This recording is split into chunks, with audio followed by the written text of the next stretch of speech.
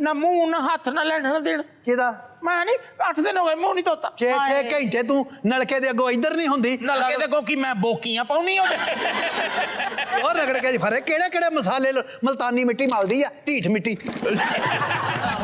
मुझे सुनाओ केनु दुख सुनावा आलम लवार नु मुझे सुनाए दो। नहीं सुना सकती तैनू भी क्यों नहीं सुना नाल आउंदी अकल मूही जिहड़ी है नाल आउंदी मेरा करके जा कपड़ा चुको ढेड अपना ही नंगा हुंदा एक दो बारी ढेड तो कपड़ा चुकया लोगों ने कहा ढेड सड़या खाला ही ताड़ा जब भी आपके घर में कोई फड्डा होता है तो आप वो घर में क्यों नहीं सॉल्व करती इधर क्यों आ जाती है नेशनल टीवी आ ਅਸੀਂ ਆਪਣਾ ਦੁੱਖ ਨਾ ਦਸੀਏ ਇੱਥੇ नहीं घर तुसी लड़दियां वा आउंदियां इको रक्षे च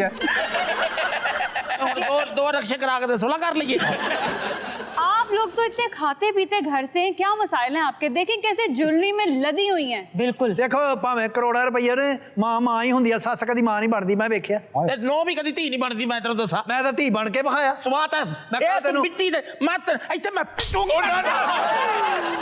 पेट दियां पईयां बाहर एक प्लेट दी बिरयानी खांदियां पईयां सी तू किथों ये हुन 2 प्लेटें बिरयानी कर सुलह कर लीजिए हर वक्त अपने शादी के कपड़ों में क्यों होती हो भाई मेरे बंदे ने कहा मेकअप करके ते कपड़े सोहने रहा मैनू सोहनी लगनी चाहिदी है ओदा मेकअप इतना लथा होवे ना मैं किते सवेरे सवेरे देख लवां चीख निकल जांदी तू ते हुण भी सੱਸ नहीं लगदे भा मूधा बैठा पे नहीं देखो आंटी ग्रेसफुल हैं। मैं तेनू रोण के दुख दस बताए पोती मेरा जालम हो गया ओहो यानी औरत दे कमरे च एसी लवाता चलो धी नू किसी दी धी नू धी नहीं समझना ते अपने पुत ने फिर इंज ही करना अच्छा उसने अपनी बीवी के कमरे में कमरे च एसी लवाता मैं सारी रात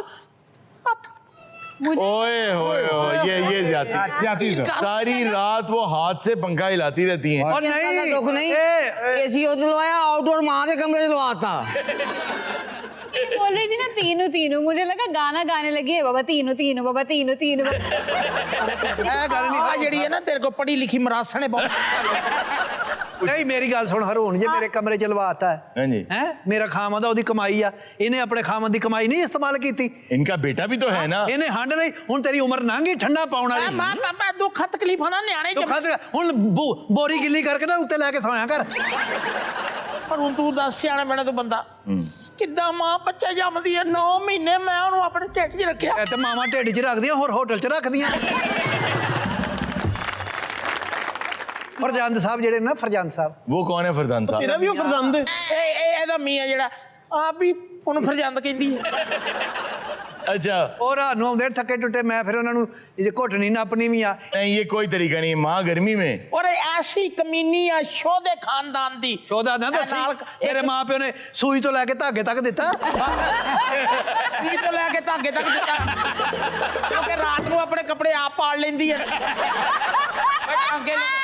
केड़ी चीज मेरी मां ने इन्हें मैं ठंडा पानी पीने लिए मेरी मां ने एडा घड़ा दिता एडा घड़ा दिता उन्हें कहा इन्हू फ्रिज ही समझना नहीं अगर बहू के कमरे में एसी लगा तो इसका एक और हल भी है नहीं तेनू दसा मेरा मुंह तू भी सुनदी है तू भी ਇਹੋ ਜਿਹੀ ਆ नहीं मैं ਕਲਮੂਰੀਆ ਜੀ ਵਿੱਚ ਦੀਵਾਰ ਆ अच्छा ਉਹਦੇ ਵਿੱਚ ਇੱਕ ਸਰਾਖ ਸੀ अच्छा ਉਧਰੋਂ ਭੋਰਾ ਹਵਾ ਆਉਂਦੀ ਸੀ हाय ਮੈਂ ਸਾਰੀ ਰਾਤ ਉੱਥੇ ਥੱਲੇ ਸਟੂਲ ਰੱਖ ਕੇ ਨਾ ਉਹ ਸਰਾਖ 'ਚ ਮੂੰਹ ਲੈ ਕੇ ਖੜੀ ਰਹਿੰਦੀ ਸੀ ਇਹ ਗੱਲਾਂ ਸੁਣਦੀ ਠੰਡੀ ਹਵਾ ਨਹੀਂ ਲੈਂਦੀ ਗੱਲਾਂ ਸੁਣਦੀ ਰਹੀ ਉਹਨਾਂ मैं फिर सीमेंट भराता चंगा भला ਇਹ ਉਹ ਵੀ ਬੰਦ ਕਰ ਦਿੱਤਾ ये उठदी आ इधर उधर वेख के मेन सोच चुक देंदी मैं समझ नहीं बत्ती चली गई अच्छा ये फिर ये देखें पहली बात ये है कि बेटे ने गलत किया कि माँ के कमरे में पहले एसी लगवाना चाहिए था उसने बीवी के कमरे में लगवा दिया और ये आपकी ज्यादती है कि आप उनका भी बंद कर देते मैं मेन से चुकदी नहीं क्यों मैं बस सवेरे मैंने पुछदी है मैं राती लोड शेडिंग बहुत हुई है नहीं फिर जुलम ये हट्टी कट्टी मां दे कमरे च क्यों लवावे एदी लाश खराब होंदी आ बाहर नलका गेड़ के नहावे ते तेरे केड़ा था था एडे चिरगल बने भी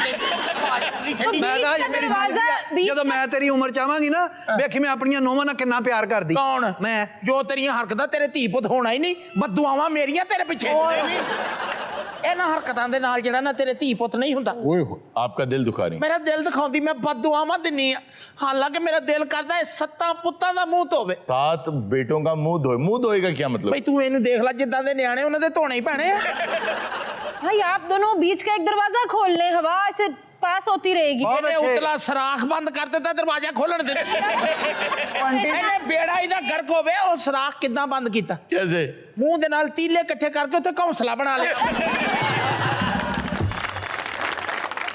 हारून साहब मैं ये समझती हूँ कि ये ज्यादती जरूर है कि वो देखें एक ही रूम में उन्हें सोना पड़ रहा है, लेकिन आप ये भी तो देखें ना कि बहुत सारे लोगों के लिए कॉमन प्रैक्टिस है कि एक ही कमरे में सोते हैं वो, गर्मी में एसी एक ही कमरे में लगा हो। इनका मसला ये नहीं है कि ये एक कमरे में सो भी नहीं रहे हैं, वो आंटी को अपने रूम में सोने भी मेरा ख्याल है ਇਹ ਭੈਣਾ ਦਾ ਮੁੰਡਾ ਖਰਾਟੇ ਹੀ ਐਡੇ ਮਾਰਦੀ ਹੈ, ਲੱਗਦਾ ਵਾ ਯਕੀਨ ਕਰ ਡੌਂਕੀ ਪੰਪ ਚੱਲਣ ਦਿਆ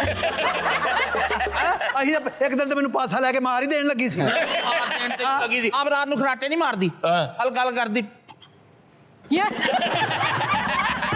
ਇਹ ਤੂੰ ਕਰਦੀ ਏ, ਤੇਰੇ ਹਜੇ ਦੰਦ ਮਜ਼ਬੂਤ ਆ। ਖਰਾਟੇ ਵੀ ਮੈਂ ਕਰਦੀ, ਇਹ ਵੀ ਮੈਂ ਆ ਕਰਦੀ ਤੇ ਹੋਰ ਕੀ ਆ। ਨਹੀਂ ਤੁਸੀਂ ਇੰਨੀ ਜੇ ਲੜਾਈ ਪਾਈ ਹੈ, ਤੁਸੀਂ ਕਮਰਾ ਚੇਂਜ ਕਰ ਲਓ, ਤੁਸੀਂ ਉਧਰ ਹੋ ਜਾਓ, ਇਹਨਾਂ ਨੂੰ ਇੱਧਰ ਲਾਓ, ਲੜਾਈ ਖਤਮ ਹੋ ਜਾ। ਐ ਤੂੰ ਸਿਆਣਾ ਪੈਣਾ ਬੰਦਾ, हाँ कल मका।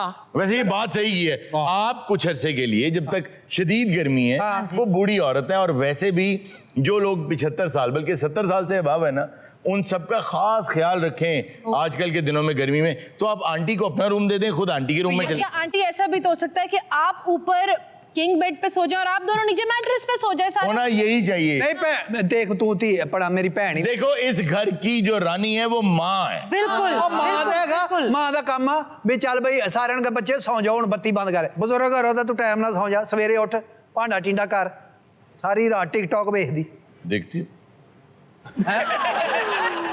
सर लेकिन ये हमारी सोसाइटी में बहुत ही गलत कॉन्सेप्ट है कि अगर कोई बूढ़ा है तो हम लोग समझते हैं कि वो अपनी एंटरटेनमेंट के लिए कुछ भी नहीं कर सकता। अल्लाह तेरा भला करे, ये बिल्कुल बात ठीक है। राज्य में जाके तो बुजुर्ग के लिए क्या कि वो कुछ भी नहीं देख सकता, कुछ भी नहीं देख सकता। ਕਿਸੇ ਦੀ ਧੀ ਭੈਣਾ ਉਹਨੇ ਸਾਂਗਾ ਲਾਉਂਦੀ ਤੇ ਮੇਰਾ ਕੀ ਹਾਲ ਕਰਦੀ ਹੋਏਗੀ।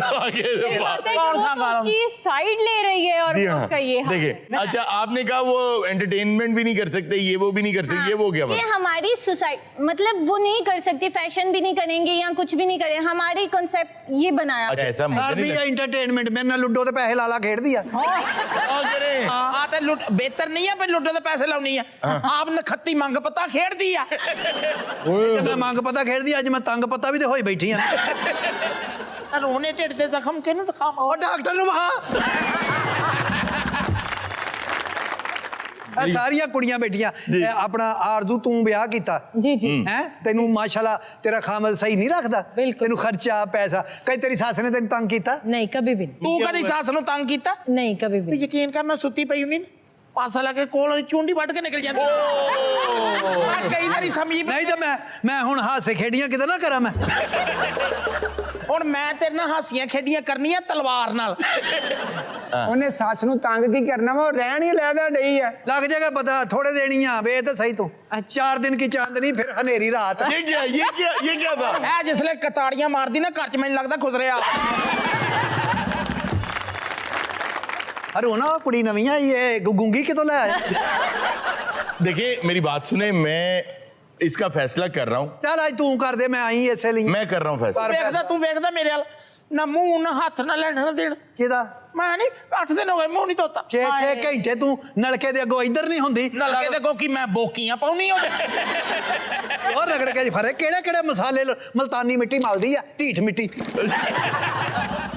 अच्छा आंटी आपको एक सेन एडवाइस दूं, जी। जब बहुएं आ जाती हैं ना तो सास को थोड़ा सा स्टेप बैक होना पड़ता है। ਗੱਲ ਪਤਾ ਕੀ ਹੈ, ਤੇਰੀ ਸੱਸ ਮੇਰੀ ਭੈਣ, अच्छा ਅਸੀਂ ਸਹੇਲੀਆਂ। हाँ। ਆਪ ਤੁਸੀਂ ਲੰਦਨ ਤੇ ਦੁਬਈ ਫਿਰਦੀਆਂ, ਇਹਨਾਂ ਦੀਆਂ ਬੱਚੀਆਂ ਅਸੀਂ ਇਹਦੀ ਮਾਂ ਜੀ ਨੇ ਜ਼ਖਮ ਵੱਡੇ ਕਰ ਲਏ ਨੇ। ਜਦੋਂ ਇੰਜ ਕਰਦੀ ਲੱਗਦਾ ਔਰਤਾਂ ਦਾ ਅਜ਼ੀਜ਼ਮੀ ਹੈ। ਬਾਕੀ ਇਸ ਤਰ੍ਹਾਂ ਨਾ ਕਰੋ, ਪਿੱਟ ਪਿੱਟ ਕੇ ਵੇਖੋ ਔਲਾਦ ਦਾ ਕੀ ਹਾਲ।